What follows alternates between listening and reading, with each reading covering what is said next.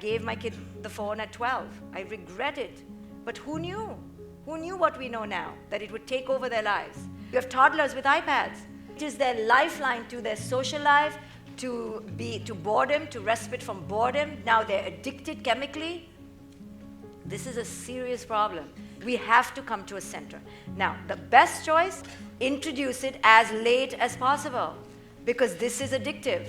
Because the early childhood years till 8, 9 is about developing free-range thinking.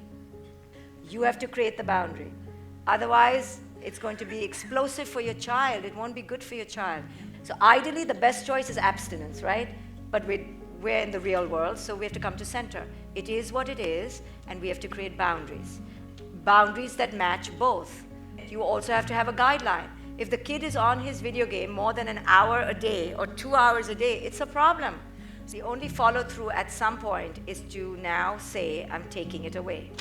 And that creates conflict in us. If you've discerned that it's detrimental, right? 5 minutes isn't detrimental, 2 hours is detrimental. Yes, you take it away when it's detrimental. How do you enter that space without going crazy and hold the limit and take it away? More free play, more imaginative play, more spontaneous play, less screens, less produced. Childhood should not be produced.